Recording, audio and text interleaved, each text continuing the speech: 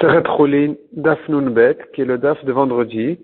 Avant de commencer le Daf Nun Bet, je voudrais récupérer quelques lignes que j'ai dû sauter dans le Daf Nun Aleph Amud Bet. Donc, celui qui a entendu le cours de jeudi avant 9 heures du matin, il faut rattraper ces 4 lignes. Après 9 heures du matin, ça a été déjà réglé correctement.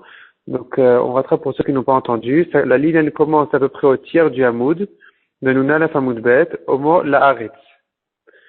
Amaravuda Amarav. Amda, Enat Let. On était en train de parler d'une bête qui est tombée.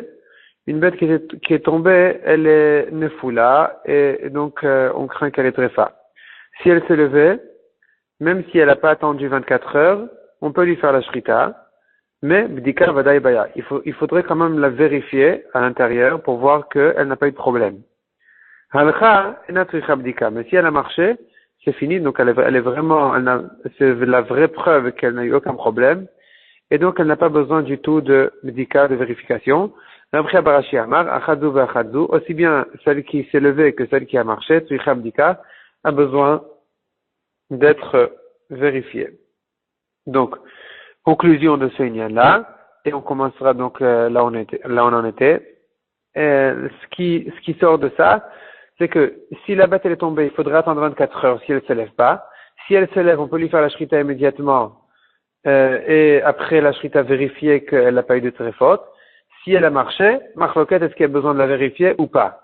Mais si elle ne s'est ni levée ni marché, alors il faudra attendre 24 heures. Si on n'a pas attendu 24 heures, elle est tréfa et il n'y a rien à faire, on ne peut même pas la vérifier. Même si on vérifie, ça ne sert à rien. Donc ça, c'est les 4 lignes qui manquaient à ceux qui ont entendu le cours de jeudi avant 9 heures du matin. Maintenant, on reprend là où on en est. Donc, nous Aleph Amud Bet, vers le bas du Hamoud. On était en train de parler, la Gemara faisait une liste de choses sur lesquelles l'oiseau est tombé. Qu'est-ce qui provoque un problème de nefoula dans l'oiseau, un problème donc un khashash, on craint que c'est taref, qui s'est cassé les membres, et sur quelle chose il tombe, et je ne crains rien. Donc on a vu déjà le début de la liste, on a vu déjà s'il est tombé sur l'eau, s'il est tombé sur un habit, il est tombé sur un filet. Maintenant, on va voir s'il est tombé sur du lin. Du lin, donc on commence à Nun Aleph Amud Bet, 2, 4, 5 lignes d'en bas. Vers la fin de la ligne, Kitna. Kitna de Avid Betune, c'est la fin de la ligne. Kitna de Avid Betune, c'est-à-dire du lin qui est en sac. Des sacs de lin, Chayshina. Si l'oiseau est tombé dessus, on craint qu'il s'est abîmé, qu'il s'est cassé les os. De Haïgisa ou de Haïgisa, mais s'il est tombé sur les côtés des sacs, Lo Chayshina, on ne craint pas parce qu'il a glissé et ça amortit son coup. Isuriata, c'est une botte de roseau. Chayshina, on craint le problème, si l'oiseau est tombé dessus, on craint qu'il est taref. Kitna, revenons au lin. Kitna, des daik venafit. Alors, daik venafit, on a Rashi qui nous traduit en français d'ailleurs. Daik, Rashi dit chavut, battu, belaz. Donc c'est du lin qui a été battu, qui a été frappé. Venafit et secoué. C'est ce que dit Rashi. Donc le lin, on avait l'habitude de le battre et ensuite de le secouer. Si c'est ce qu'on a fait, daik venafit, lo chayshinan, on ne craint pas de problème si l'oiseau est tombé dessus. Daik velonafit, s'il était battu mais il n'a pas été secoué, chayshinan, on craint parce que les tiges, elles risquent de casser les membres de l'oiseau. Ensuite, des avid bizre, si c'est du lin qui fait des graines, kevan deika de kitre, puisqu'il a kitre, c'est la traduction du mot kitre, ça veut dire des nœuds. Donc les graines, elles dépassent un peu. Chayshinan, on craint. Dakta. Dakta, c'est les fins,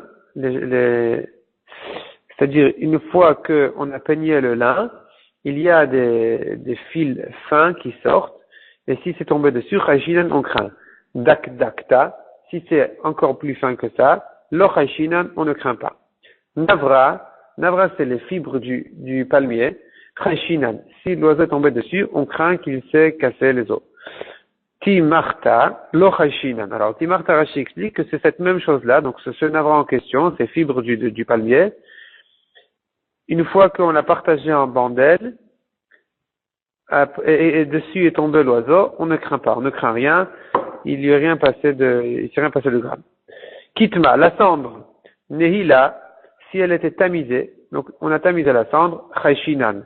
On craint, c'est de la cendre déjà maintenant, une fois qu'on l'a tamisée, elle peut durcir, et donc, on craint que l'oiseau qui est tombé dessus, il est tarif.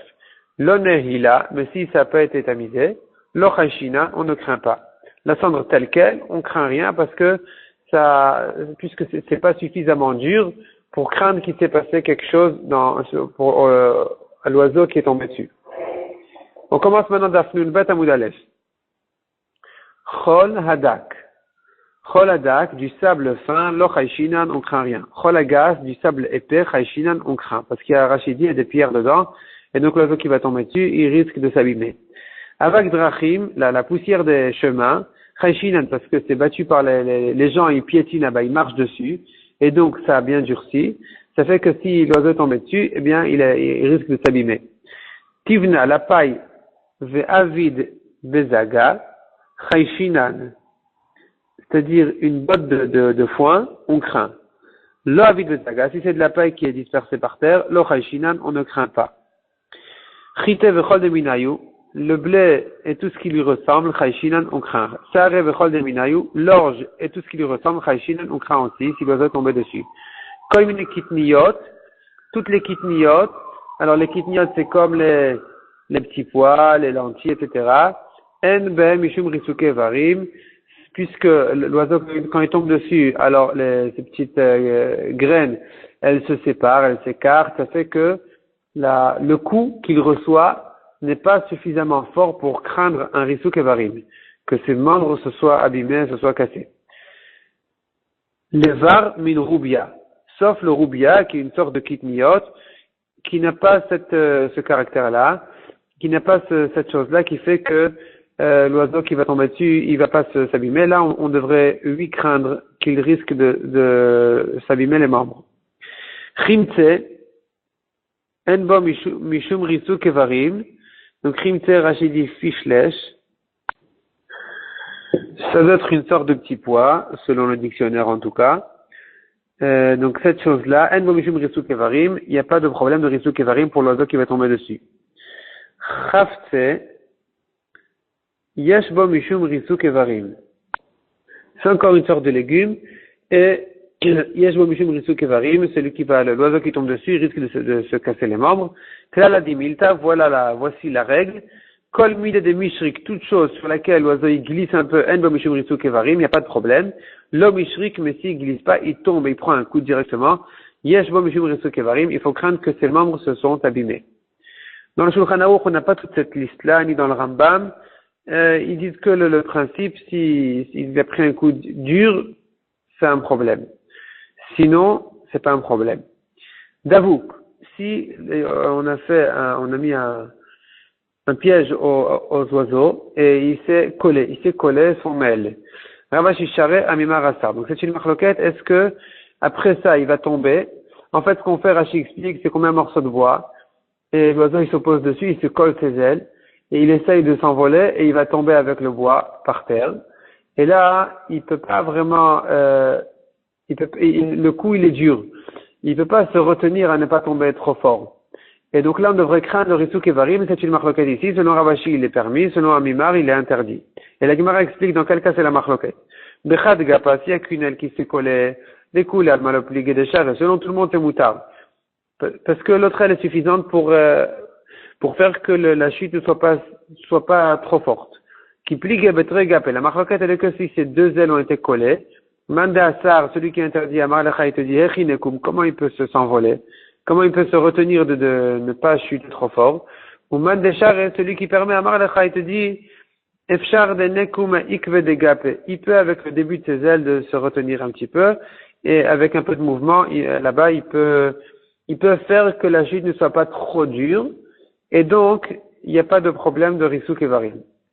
Vikadamre, il y en a qui disent, betregapé, koulé alma le plié de asir. La marloquette, elle n'est pas dans les deux ailes collées. Là, selon tout le monde, c'est interdit. Qui plié bechad gapa. La marloquette, elle est au contraire dans le cas où il n'y a qu'une aile qui a été collée. Man deshar est celui qui permet à Marlecha, il te dira, efchar de pach bechad gapa. Il a une autre aile pour se retenir.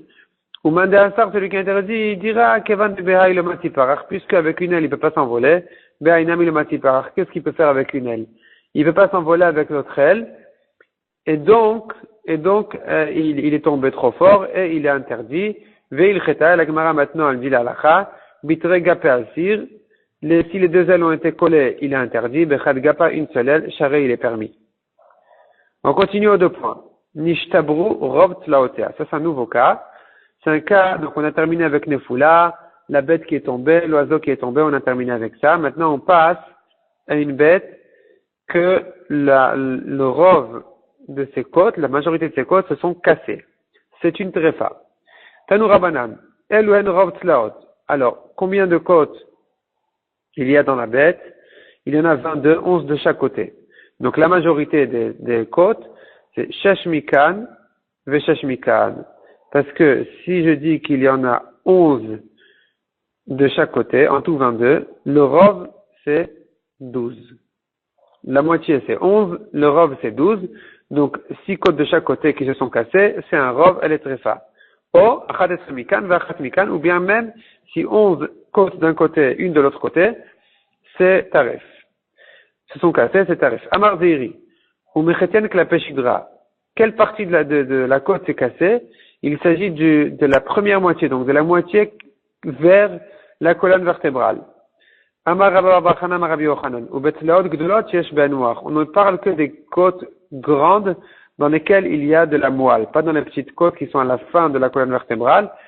Celles-ci ne sont pas concernées par cette halakha. Cette halakha qui dit que s'il y a un rov qui s'est cassé, ne parle que, premièrement, des grandes côtes dans lesquelles il y a de la moelle, et aussi, ça ne concerne que le cas où ça s'est cassé dans le côté supérieur, qui est dans la première moitié, qui est proche de la colonne vertébrale.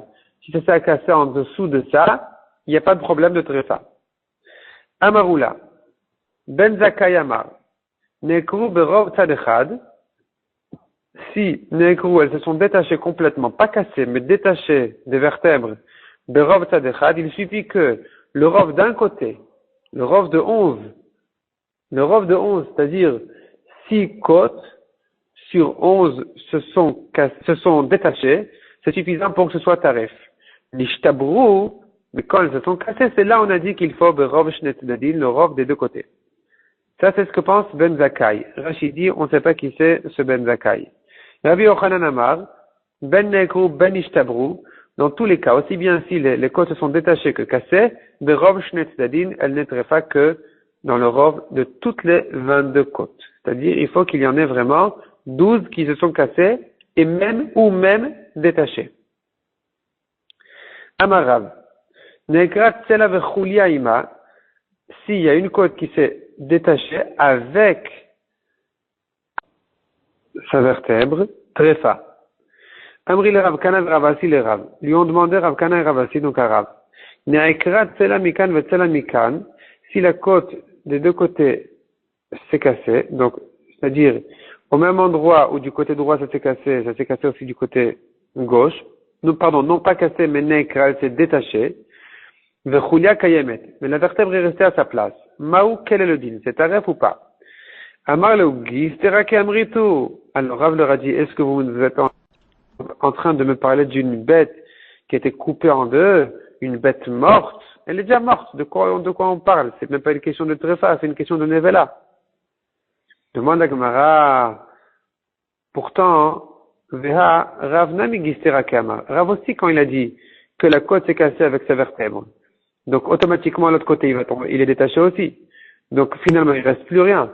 Donc, dans ce cas-là aussi, c'est gistera. Elle est morte. Pourquoi est-ce que Rav s'étonne de Rav Kana et Ravasi? Rav lui-même a parlé d'une gistera, d'une morte. Et pourtant, il est venu dire que sache que c'est taref. Donc, Rav Kana et Ravasi aussi, ils ont le droit de parler du même cas, de demander est-ce que c'est kasher ou pas. Et malgré que elle est morte, Rav pourrait leur répondre que c'est taref. Autant que Rav c'est permis de dire ce chidouche là, autant Rav Kana et Ravasi ont le droit de poser cette question à Rav. Répond la Gemara, non, il y a une différence. Rav a parlé d'une côte sans vertèbre. Pourtant il a dit avec vertèbre. Donc ça s'est détaché avec la vertèbre. Il répond la Gemara, non. Ela vechatzi chulia. Il s'agit de la côte et la moitié de la vertèbre. Miklal de Rav Kana et Rav Asi. Comprends de là que Rav Kana et Rav Asi ont parlé de Tsela velo chulia. Côte sans vertèbre. Amré. C'est de ça qu'ils étaient en train de parler. Donc les deux côtes se sont détachées des deux côtés, mais les vertèbres n'ont pas été touchées du tout. C'est ça la question que sont venus poser Rav Kana et Rav Asi à Rav. Et sur ça, Rav leur a répondu, elle est morte. Demande à Gemara, mais elle n'est pas morte, pourquoi elle est morte? Si les vertèbres n'ont pas été touchées du tout, la bête n'est pas morte quand les côtes se sont cassées, même des deux côtés. Ve'amaroula, pourtant on vient de voir, on a vu, ça fait quelques lignes, donc à la deuxième des grandes lignes, on a vu, que Oula a dit Ben Zakkai Amar, Nekru Berov Tzadechad. Même quand elles se sont détachées, les côtes, il faut la majorité, le rov d'un côté au moins. Nishtabru Berov Shne Tzadin. Quand elles se sont cassées, effectivement, il faut le rov des deux côtés. Et donc, on voit que, à moins d'un rov, même quand elles se sont détachées, c'est pas taref. Alors, pourquoi est-ce que, si Rav Kana et Rav Asi parlent d'un cas où les vertèbres n'ont pas été touchées, c'est que les côtes qui ont été détachées, alors pourquoi Rav leur a dit que la bête elle est morte, c'est pas vrai? Il n'y a pas un rov encore. Il répond la Gemara, Marlecha, il y a une différence. Hatam ze shelo keneged ze. Acha ze keneged ze. Dans le cas de Rav Kana et Rav Asi, les deux côtes sont une en face de l'autre. Et là, quand elles se sont détachées, c'est suffisant pour dire que c'est taref. Tandis que si c'est pas une en face de l'autre, alors jusqu'à que le rov soit détaché, elle est encore kshera. Donc finalement, on est en train de dire comme ça, si elles se sont cassées, il faut le rov des deux côtés. Si elles se sont détachées, mais il n'y en a pas deux qui sont une en face de l'autre, alors le rov d'un côté rend taref, moins que ça, c'est kasher. Et s'il y en a deux, une de chaque côté, une en face de l'autre, là, même si les vertèbres n'ont pas été touchées, eh bien, c'est taref. Dans quel cas Rav a dit qu'une vertèbre qui a été détachée, c'est taref? C'est dans le cas où dans quel cas Rav a dit que s'il y a une côte qui a été détachée, c'est taref? C'est dans le cas où la vertèbre aussi a été touchée. Elle est sortie aussi avec. Ou au moins la moitié de la vertèbre. Demande à Gemara, Ve'amar Rabbi Yochanan berov shne tzadim. Pourtant, Rabbi Yochanan a dit que même quand les côtes se sont détachées, c'est comme si elles s'étaient cassées, que même dans ce cas-là, c'est que s'il y a un rov des deux côtés, donc il faut en tout 12 côtes pour dire que ce soit taref. Or, si je dis qu'il y a un rov des deux côtés, il y aura obligatoirement deux côtes qui sont une en face de l'autre, qui ont été détachées. Et pourtant, le fait qu'il y en ait une en face de l'autre, c'est pas encore suffisant pour dire qu'elle est taref. Je sais que j'ai un rov de chacun des deux côtés. Donc, ça contredit ce qu'on vient de dire, que puisque, dans le cas de Rav Kana et Rav Asi, puisque les côtes qui se sont détachées, elles sont une en face de l'autre, eh bien, même si les vertèbres n'ont pas été touchées, c'est déjà taref. Dans Rabbi Yochanan, on voit qu'il faut un rov, même dans ce cas-là. Ce que dit la Gemara tout de suite, ou berov shne tzadin, dans le cas où il y a un rov des deux côtés, qui est le cas de Rabbi Yochanan, il est impossible que ne se tienne pas chad minayu, au moins une côte d'entre elles, zekenegedze, une en face de l'autre. Donc on aura toujours donc parmi ce rov des côtes de chacun des deux côtés, il y en a certainement, obligatoirement, une en face de l'autre, au moins une qui est en face de l'autre. Et donc, on voit que c'est pas encore suffisant pour dire que ce soit taref. Et comment est-ce que, donc, Rav Kana et Rav Asi, on leur a dit que c'est taref? Répond la Gemara, Hatam, Buchna belo asita. Hacha Buchna ve asita. Donc, Buchna et asita, c'est le pilon, c'est c'est la partie qui frappe, l'autre, c'est l'assiette qui reçoit le coup. Mais c'est qu'un exemple. Ce qui nous concerne ici, Buchna, c'est l'exemple.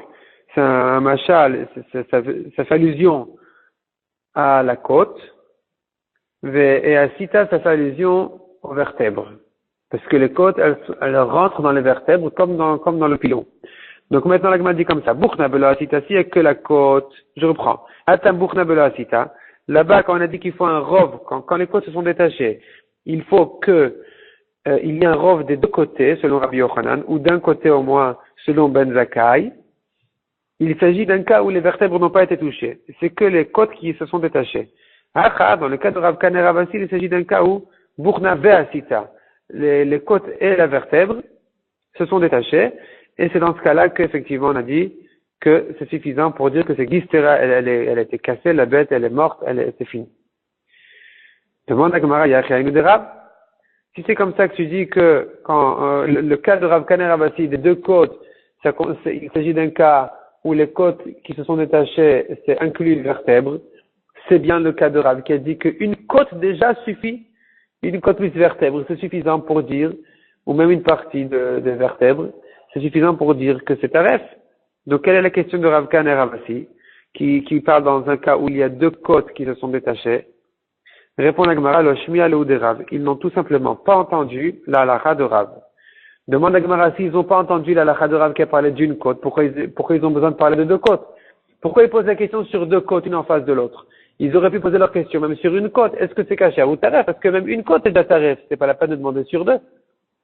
Ce que demande la Gemara tout de suite. Veli baoumine kederav. Ils auraient dû poser la question comme dans le cas de Rav, d'une seule côte. Et répond la Gemara. C'est vrai, ils ont fait un calcul. Liba mine chada, on va lui poser une question, des parishlan tarte, qui va nous répondre à deux questions. Liba mine chada, parce que si on va lui demander qu'une seule côte, alors on ne saura pas quel est le din dans le cas où il y a deux côtes qui se sont détachées. Hani chaya marlan trefa, ça va bien s'il nous dira qu'une côte qui s'est détachée c'est taref, alors on comprendra que Kol sheken tarte. Kalvachomer, s'il y a deux côtes qui se sont détachées, que c'est taref. Mais s'il va nous répondre, Iya marlan, kshira, s'il va nous répondre qu'une côte qui s'est détachée, c'est kasher, alors on ne saura pas, akati, tarte kanibayalan. On ne saura toujours pas quel est le din dans le cas où deux côtes se sont détachées.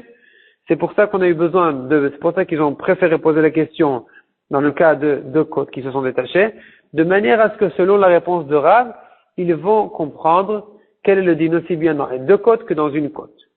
Demande à Gemara pourquoi ils vont comprendre. Iachi, si c'est comme ça, Ashtanami. Maintenant aussi, des Kabaïm et Tarte qui lui ont posé la question dans le cas où il y a deux côtes qui se sont détachées. Ani Chayamar le Ukshira, ça va bien si Rav va leur répondre que dans le cas où deux côtes se sont détachées, c'est Kacher, Kol Sheken Chada. Alors ils vont comprendre de là que, évidemment, s'il n'y a qu'une seule côte qui s'est détachée, que c'est Kacher. Mais Veyamar le Utrefa. Mais si Rav va leur répondre que dans le cas où il y a deux côtes qui se sont détachées, c'est Taref, Akati Chadami Barelo, ils ne sauront toujours pas quel est le din dans un cas où une seule côte s'est détachée. Peut-être que là-bas c'est Kacher. Donc qu'est-ce qu'ils ont gagné à poser la question dans deux côtes? C'est pareil, ils ont rien gagné. Ils ont rien gagné. Ils pourront toujours se poser la question dans une côte quel est le din, de la même manière que s'ils avaient posé la question dans une côte, ils resteraient en safek dans le cas de deux côtes.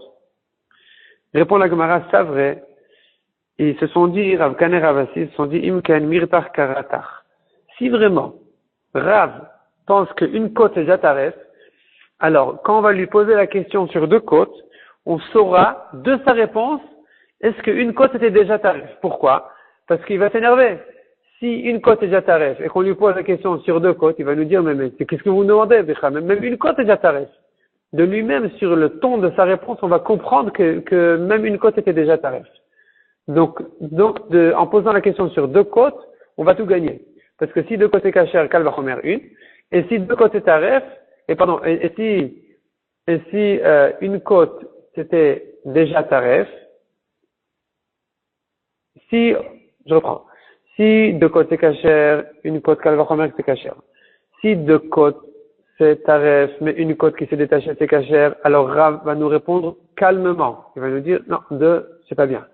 Mais si Rav pense que deux côtes c'est taref, mais même une côte c'est déjà taref, alors on va entendre sur le ton de sa réponse que évidemment deux côtes c'est taref, puisque même une c'est déjà taref. Donc on saura tout. Chada, la Gemara explique quel est l'énervement de Rav. Chada trefa. Si une côte qui s'est détachée c'est déjà taref, tartemi baya, est-ce que c'est la peine de dire dans deux côtes qui se sont détachées que c'est taref? Donc on va entendre sur le ton de sa réponse quel est le din. Demande à Gemara, Veake Amrele. Et pourtant, qu'est-ce qui s'est passé finalement? Donc, ils lui ont posé la question sur deux côtes. Veloratar. Et Rav qui pense que même une côte c'est taref, alors qu'eux n'avaient pas entendu cette halakha de Rav, mais nous, on sait ça, parce que nous, on a vu dans la Gemara plus que Rav pense comme ça qu'une côte qui s'est détachée c'est déjà taref. Et pourtant, quand Rav leur a répondu, on n'a pas vu qu'il s'est énervé. alors qu'est-ce qu'ils ont gagné dans tout leur calcul? On voit que leur calcul il était faux.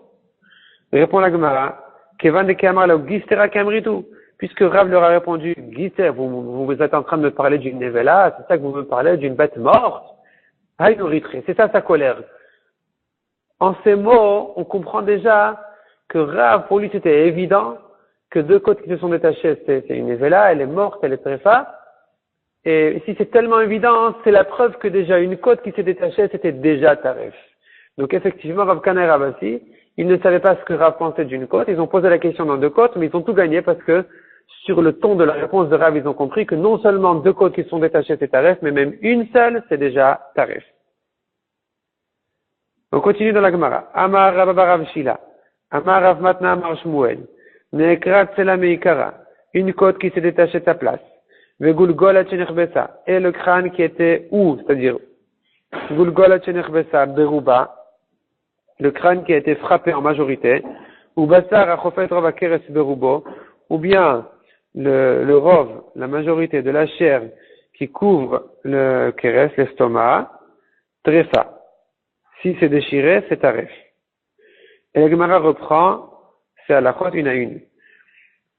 Nekrat, c'est la Meikara Trefa, donc on a vu que si Meikara elle s'est détachée, c'est là une côte. Meikara, depuis le haut de la côte, Trefa, Veramin, ou la Gemara objecte, on tourne la page, Kama Chisaron Bashidra. Combien il va manquer dans la colonne vertébrale, et dans le cas où c'est une colonne vertébrale d'un mort, on dira que puisqu'il manque tant et tant de vertèbres, il n'y a plus de touma dans la tente, dans la pièce. Bet Shammai omrim shte chuliot, deux vertèbres, ou Bet Hillel omrim chulia achat, une vertèbre. Ve'amar Rabbi Amar Shmuel vechen et trefa, de même pour la trefa. S'il manque, selon Bet Hillel, une vertèbre, c'est déjà taref. Selon Bet Shammai 2, c'est taref. Donc, qu'est-ce qu'on voit de là? Quelle est la question? Ici, on voit que c'est que si il manque une vertèbre, c'est taref.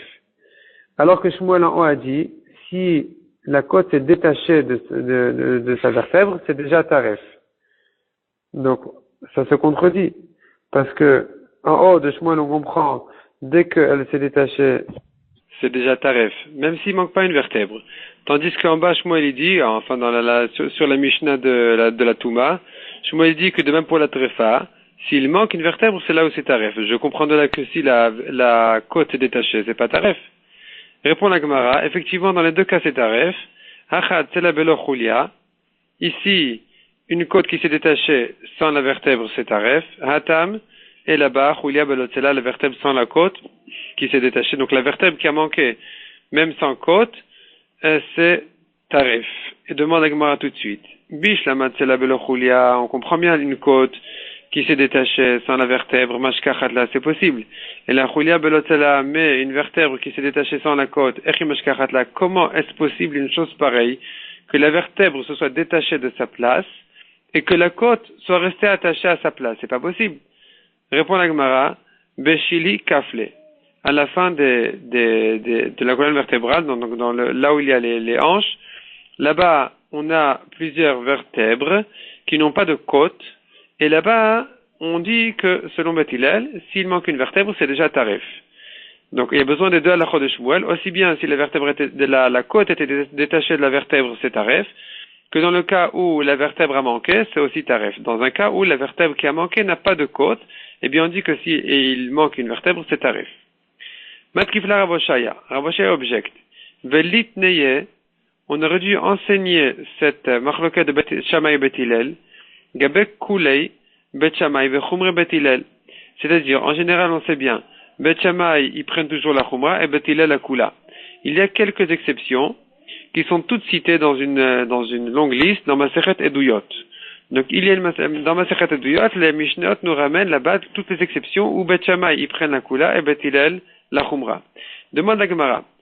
Si on dit comme Shmuel que de même qu'il y a le machloket entre Bet Shammai et Bet Hillel en ce qui concerne la Touma, que Bet Hillel dise dès qu'il manque une chulia, une vertèbre, il n'y a plus de Touma déjà dans la pièce. Et Bet Shammai dit que non, il faut qu'il en manque deux pour qu'il n'y ait pas de Touma. De la même manière, dit Shmuel, ils sont machloket en ce qui concerne la Trefa. Maintenant, en ce qui concerne la tréfa, c'est le contraire. Il sortira que Bet Hillel qui disent que dès qu'il manque une vertèbre, c'est taref, ils prennent la khumra. Et Bet Shammai qui disent deux vertèbres, comme ce qu'ils ont dit en ce qui concerne la touma. Mais en ce qui concerne la tréfa, ça fera une koula de dire qu'elle n'est tréfa que s'il manque de vertèbres. Donc on aurait dû citer cette marloquette parmi les exceptions où Bet Shammai ils sont à la koula et Bet Hillel à la khumra. Répond la Gemara. Amar le Rav qui itchil, lorsque la question était posée au Bet Midrash, l'Einyan Touma itchil, la question était posée en ce qui concerne la Touma. Et donc, puisqu'en ce qui concerne la Touma, de Avoule au Bet Shammai la Khumra, puisque en ce qui concerne la Touma, Bet Shammai, ils prennent la Khumra de dire que s'il manque une vertèbre, c'est encore tamé. Ce n'est pas tamé que s'il manque deux vertèbres. Donc, on parle bien d'une Toumat Oel. C'est-à-dire que la Touma se propage dans toute la chambre. Celui qui touche, évidemment qu'il est tamé. Et la question elle est, est-ce que la Touma elle est dans la pièce, oui ou non? Et là, les Bet Shammai prennent la Khumra de dire que même s'il manque une vertèbre, il y a encore de la Touma. Donc, puisque la question a été posée au Bet Midrash, en ce qui concerne la Touma, où là-bas Bet Shammai prennent la Khumra, c'est pour ça que cette marloquette, on la considère comme si Bet Shammai prennent la Khumra, Bet Hillel la Kula, malgré qu'il y a une conséquence de cette marloquette en ce qui concerne la tréfa, que selon Bet Shammai, que je dis que la colonne vertébrale, elle est suffisamment importante même quand il manque une vertèbre, eh bien, en ce qui concerne l'ilchot tréfa, là-bas, ce sera une kula. Et Bet Hillel qui disent que non, dès qu'il manque une vertèbre, c'est déjà plus une colonne vertébrale. Et en ce qui concerne la tréfa, c'est une khumra de dire comme ça. Mais puisque la question essentiellement était posée au Bet Midrash à propos de la touma, donc ça reste parmi les coulottes de Bet Hillel. On continue aux deux points. Vegul golat shenerbesa beruba. Un crâne qui a été frappé en majorité. Baï Rabbi Yirmiya. Rov gova, est-ce qu'il s'agit de la majorité de la hauteur du crâne au Rov Ekefa ou du tour du crâne, tekou ça reste en safek. On continue. Ubasar chofer Rov Akeres beruba, donc la chair qui couvre la majorité de l'estomac. S'il était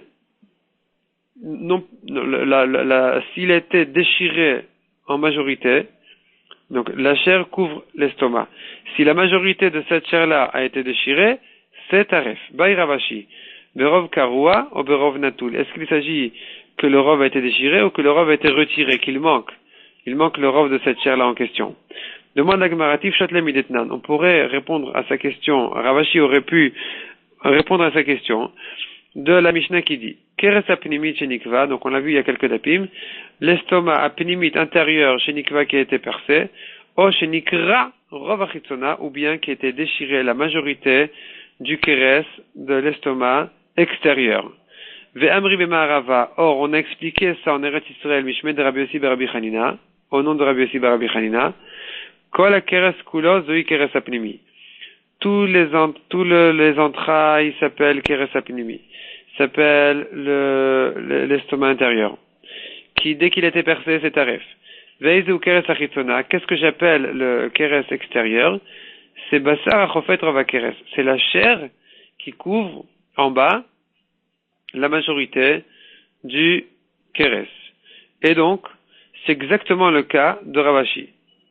C'est-à-dire, on est en train de parler du même cas, on est en train de parler donc de cette chair-là qui couvre le keres, et Ravashi a demandé, mais est-ce que c'est taref quand ça a été déchiré ou que quand ça a été retiré? Or, on devrait la comprendre de la Mishnah qui dit que Nikra Rov Achitzona, s'il a été déchiré la majorité du Keres Achitzona, qui est, selon l'explication de Rabbi Yossi bar Chanina, justement la chair qui couvre le Keres en bas. Donc c'est exactement ce même cas, et on voit de là que c'est que même quand ça a été déchiré, c'est déjà taref. Répond la Gemara, Midi Utama el Ali Shmuel.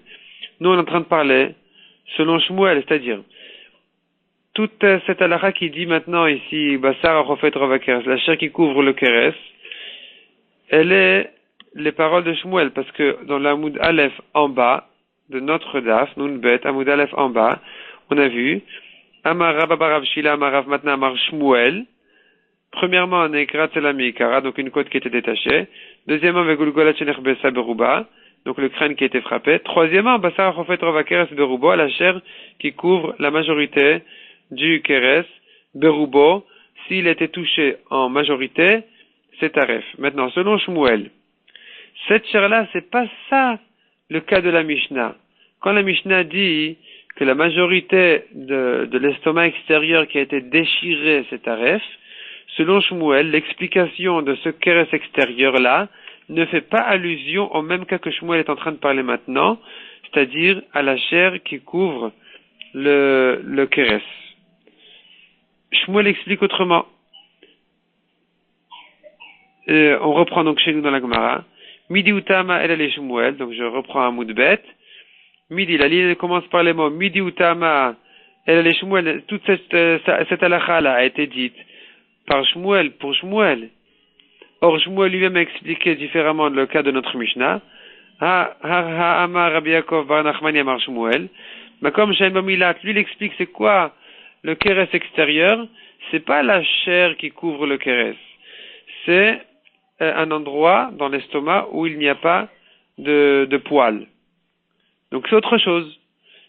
Là-dessus, notre Mishnah a dit que effectivement, si la majorité a été déchirée, c'est taref. Maintenant, Shmuel est en train de parler d'un autre cas, qui est le cas de la chair qui couvre le kéres. C'est autre chose, selon l'explication de Shmuel lui-même. Et là-dessus, on se pose la question, on demande Ravashi, est-ce que Shmuel dit que c'est taref dans le cas où ça a été déchiré en majorité, ou dans le cas où ça a été retiré en majorité. Donc on reste en safek. Continuons aux 2 points, et là on commence un nouveau sujet. Le sujet, la grande question de Droussa. Droussa, c'est-à-dire une bête sauvage qui a planté ses ongles dans la bête cachère qu'on veut maintenant manger, à qui on a fait la shrita. Et on se pose la question, elle doit avoir une sorte de venin. Il y a certaines bêtes qui ont un certain venin dans les ongles qui fait que la bête, elle est tréfa dès qu'elle prend leur coup de patte. Et notre Mishnah dit comme ça, donc Droussat Azev, si elle était piétinée donc par un loup, c'est taref. Amarabuda Amarav. Bebema Minazev ou Lemala. Une bête, un animal qui était piétiné par un loup, ou pire que lui, c'est taref. Ou beofot, et dans les volailles, minanet ou les malas. S'ils ont été donc frappés, piétinés par le net, qui est une sorte d'oiseau qui s'appelle faucon, ou pire que lui, c'est taref. Moins que eux, c'est kasher. Les maoutema, et qu'est-ce que vient Rav exclure? Il est mal les maouté khatoul, s'il vient exclure le chat, le coup du chat, que ça rend pas taref. Tanina, on pourrait le déduire déjà de notre Mishnah, parce que la Mishnah dit Udrou Satazev, si elle était piétinée par le loup, je comprends de là, le loup oui, le chat non. Qu'est-ce que Rav vient nous ajouter sur notre Mishnah? Vechitema kamashmalan, si tu veux dire que non, Rav vient nous apprendre un chidouche, des Zeev begasa nami daris, c'est-à-dire, le chat, j'aurais pu croire, sans Rav, que le chat aussi, il rend taref. Simplement, notre Mishnah qui a parlé de loup, c'est pour que ça se rapporte aussi sur une gassa, sur une vache. Le loup qui a piétiné même la vache, qui a donné un coup d'ongle dans la vache, il la brûle avec son venin, et c'est ça ce que notre Mishnah vient dire. Mais effectivement, le chat peut aussi frapper un agneau, un mouton, et le rendre taref. Et c'est pour ça que Rav nous dit non, sache que non, c'est que le loup est pire que lui, mais pas le chat. Demande la Gemara, c'est pas possible de dire comme ça. Le loup ne rend pas taref, une vache. Ve'atnan, pourtant on a dit dans la Mishnah, Rabbi Yehuda Omer, Drusat Azev Bedaka, celle qui était piétinée par un loup Bedaka, donc c'est une daka, c'est un mouton, c'est lui qui est taref. Ou Drusat Ari Begasa, mais la vache n'est pas taref d'un coup de loup. Elle est tarefa que si elle était piétinée par un lion. Vechitema Rabbi Yehuda miflag pas, ici tu veux dire que Rabbi Yehuda il est cholek, qui discute sur Tanakama, et que selon Tanakama, le loup rend taref, même la vache. Demande à Gemara, c'est faux. Ve'amar Rabbi Binyamin bar Yefet, amar Rabbi la. Lo bar Rabbi Yehuda. Elle est faresh, d'ivrei Chachamim. Rabbi Yehuda n'est venu qu'expliquer les paroles des Chachamim, donc il n'y a pas de machlokat ici. Donc qu'est-ce qu'on est en train de dire finalement? Finalement, on est en train de dire qu'il n'y a pas de machlokat, et que selon tout le monde, le loup, il ne rend pas taref la vache, et donc quand la Mishnah nous dit que le loup qui a frappé, donc il s'agit donc d'un mouton, il le rend taref. il le rend taref. Or, la Mishnah, elle dit loup, qu'on prend de là, mais pas le chat. Alors, qu'est-ce que Rav vient nous apprendre en disant, c'est que le loup pire que lui, et on a compris de là que le chat, non. Ça, on pouvait le comprendre de la Mishnah déjà. Quel est le chidouche de Rav? Répond la Gemara, première réponse. Gavra à Gavra Karamit, est-ce que tu poses une contradiction entre deux Chachamim? Il n'y a pas de contradiction, c'est une marloquette, tout simplement. C'est-à-dire que Rav peut dire contre Rabbi Binyamin Bar Yefet, qui a dit que Rabbi Yehuda est venu expliquer Tanakama. Rav dira non, Rabbi Yehuda n'est pas venu expliquer Tanakama. Selon Rabbi Yehuda, c'est vrai que le loup ne rend pas taref la vache, mais selon Tanakama, je peux te dire que le loup rend taref la vache, c'est pour ça que Tanakama a parlé du loup. Mais tu aurais pu croire que, en ce qui concerne les moutons, il y a le chat aussi qui peut le rendre taref. Est venu Rav t'apprendre que non, sache que non, que le chat ne rend pas taref les moutons. C'est que le loup ou pire que lui, c'est-à-dire le loup ou lion. Ça, c'est une réponse. Iba était ma deuxième réponse. L'olam le meutechatoul. Effectivement, Rav, notre Mishnah et Rav viennent exclure le chat. Et quel est le chidouche de Rav alors qu'on aurait pu le comprendre de la Mishnah déjà?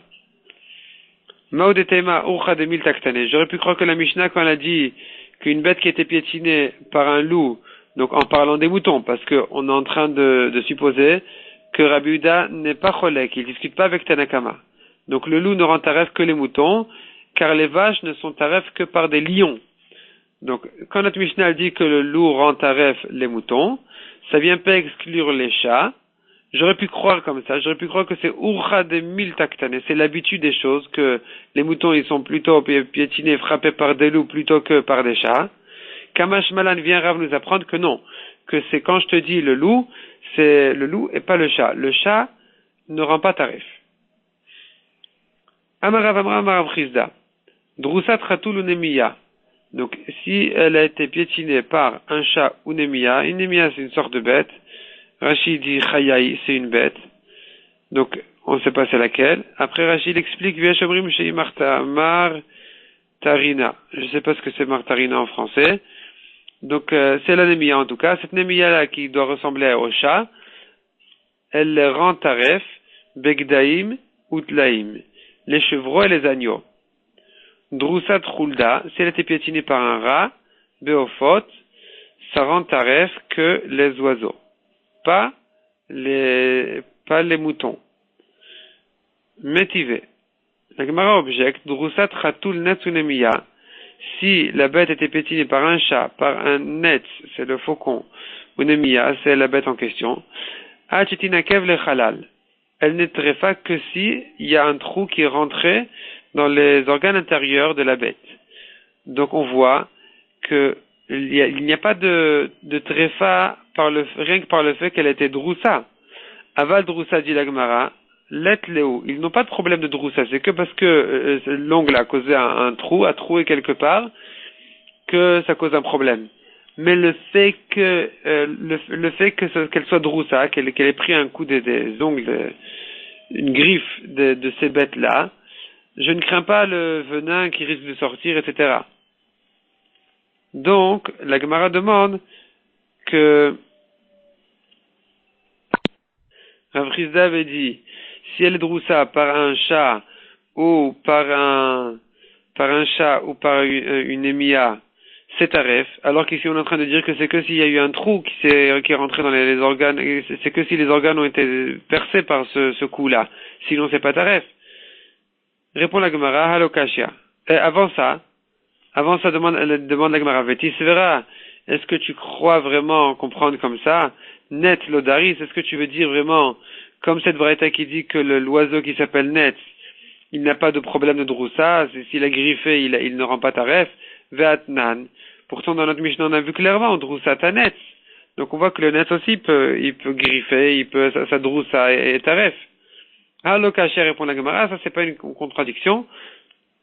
Kan beofot, kan begdaim utlaim. C'est-à-dire, le Net, si il a griffé un oiseau, il sera taref. Si par contre il a griffé les moutons, ils ne seront pas taref. Les gdaïm, les chevreaux, les agneaux, ils ne seront pas taref. Donc en ce qui concerne le net, on n'a pas de contradiction. Mikol Makom, les Rav Chizda Kasha. Mais pour Rav Chizda, on a eu une contradiction, parce que Rav Chizda, il est en train de parler d'un chat et d'une némia, et il dit que même les moutons qui ont été piétinés par eux sont taref. Or, dans la Braïta, on voit que le chat ne rend pas taref. Même les moutons. Répond la Gemara, Hu de Amar Kaitana. Lui, Rav Chizda pense comme ce Tana qui dit, de Tanya, Beribi Omer. Le Beribi, c'est pas le nom de quelqu'un. Beribi, ça veut dire un gadol. Ah, pardon, Rashi dit au contraire, Beribi Shem Chacham. Rashi, ici, il dit que c'est lui le nom de quelqu'un. Donc, ce quelqu'un qui s'appelle Beribi, ce Chacham qui s'appelle Beribi, il dit, Lo Amru Endrusa Ela Bemakom She'en Matzilin. C'est-à-dire, il faut faire la différence entre deux cas. Il y a un cas où le chat a griffé, mais le mouton ne s'est pas sauvé, où personne n'est venu le sauver. Là, le chat, il est pas très énervé, et donc, quand il a griffé, il n'a pas mis de venin, et donc c'est pas tarif. Donc je reprends, le amrou endrousa. Quand est-ce qu'on a dit que c'est pas drousa? Et là, le makom shel matin, dans le cas où personne n'est venu sauver le mouton. Aval le makom shel matin, mais si quelqu'un est venu sauver le mouton, et que finalement le chat a quand même réussi à attraper le mouton et à planter ses ongles dedans, yesh drousa, je dis qu'il y a eu un problème de tréfa, de drousa. Parce que quand il est énervé, il met son venin dedans, et donc ça rend 8 tarifs. Demande à Gemara. Est-ce que dans le cas où il y a personne qui vient de sauver, tu dis que c'est pas Droussa, c'est pas Taref? Va. Pourtant, il y a une histoire. Aïtarnegol, il y a une poule, d'Avaï Beravkana, qui était chez Ravkana. Derat Ratul Batra, il y a un chat qui l'a poursuivi. Va l'Hydrona, elle est rentrée dans une chambre. Veitrid Dasha BAP, et la porte est fermée devant. Ou marié les Dasha, Bessiroufé, et le chat, il a frappé la porte avec ses pattes. Veishtakar Allah, et on a trouvé sur la porte, Hamisha Kortedma, 5 gouttes de sang. Donc on voit qu'il s'énerve quand il attrape la poule, il s'énerve et il plante ses ongles dedans, et il y a du venin qui sort aussi. Donc, on voit de là que malgré que personne n'est venu sauver cette poule-là, il y a quand même un problème de droussa. Et comment on a fait la différence tout à l'heure? En disant que s'il y a personne qui est venu sauver la poule, eh bien, il n'y aura pas de problème. Répond la Gemara, Tsalat Atzmanami ka Tsalat Achirim Dami. Si la poule elle-même, elle se sauve, c'est comme si d'autres sont venus la sauver, et donc ça excite le chat, qui va ensuite griffer de manière qui rend tarif. Verabanan, Ziara Itle. Mais selon Chachamim, c'est vrai qu'il met du venin. Donc dans cette histoire, c'est pas vraiment la preuve, parce que peut-être que effectivement il met du venin, donc comme on a vu sur la porte. Velocaliziare, mais c'est pas du venin dangereux qui risque de brûler la poule. Et donc c'est pour ça que selon Rabbanan, c'est pas taref. C'est que Beribi qui dit que c'est taref, mais selon Rabbanan, c'est pas taref. Ikadamre, il y a une deuxième version, maintenant dit la Gemara, pour répondre à l'objection sur Rav Chizda qui a dit qu'il y a une droussa d'un chat ou d'une émia, alors qu'on a vu dans la Braïta que non, que c'est que si ça a été percé dans les organes intérieurs, etc. Sinon, il n'y a pas de problème. Répond la Gemara, Hamani, cette Braïta, comme qui elle va, la Braïta qui dit que c'est pas taref, il n'y a pas de problème de droussa, Beribi, cette Braïta elle va comme Beribi qui dit, Detania Beribi Omer, le Amrouillage droussa, on a dit que c'est droussa, elle a comme Shesh Matilin, que dans le cas où quelqu'un est venu sauver la bête ou la poule, aval makom shen matilin endrousa. Mais dans le cas où personne n'est venu la sauver, eh bien, même si elle a piétiné, le chat a piétiné la bête, le mouton, eh bien, ou l'agneau, ça sera pas taref. Donc, Rav Chizda dit dans tous les cas c'est taref, et la Braïta qui dit que c'est pas taref, elle va comme Beribi, et elle parle d'un cas où personne n'est venu sauver l'agneau, et donc le chat qui est venu le griffer, il ne jette pas suffisamment de venin pour le tuer, puisque personne l'a énervé en venant sauver le petit agneau. Demande à Gemara ou Bemakom Shel Matilin Endrousa, est-ce que tu veux dire vraiment que dans un cas on vient pas sauver l'agneau ou la poule, il n'y aura pas de problème de venin, de droussa? Vea Itarnegolet. Pourtant, il y avait une histoire, donc là on reprend selon sa deuxième version l'histoire de la poule. De Havai Beravkana, qui était chez Ravkana de Rat, Ratul Batra, le chat le courait derrière. Vea Leidrona, et la poule est rentrée dans une pièce. Veitrid Shabeape, et la porte est fermée devant le chat. Ou Marielle Dashabesiroufé, et le chat a frappé la porte, Besiroufé avec ses ongles. Veishtakarale, on a trouvé sur la porte, Ramisha Kortedma, 5 gouttes de sang. Donc on voit que la Gemara comprend que dans ce sang il y avait 8 du venin, malgré que personne n'est venu sauver la poule. Répond la Gemara à Tzalat Atzma, Nami ki Tzalat Acherim Damia. Quand on dit que si quelqu'un est venu sauver la poule, eh bien ça, au contraire, ça énerve le chat et ça met la poule en danger, parce que si la griffe après, il y aura du venin qui va sortir. Ça concerne aussi bien le cas où la poule se sauve elle-même que le cas où d'autres sont venus la sauver. Dans les deux cas, la droussa, elle est tréfa. Donc si elle était piétinée, elle est tréfa. Dans quel cas elle n'est pas tréfa, c'est que si l'agneau n'a pas vu le chat qui lui courait derrière, et le chat est venu, il a griffé de cette manière-là, eh bien dans ce cas-là, on dira que, selon Beribi, c'est kasher, il n'y a pas de problème. Shabbat shalom à tout le monde.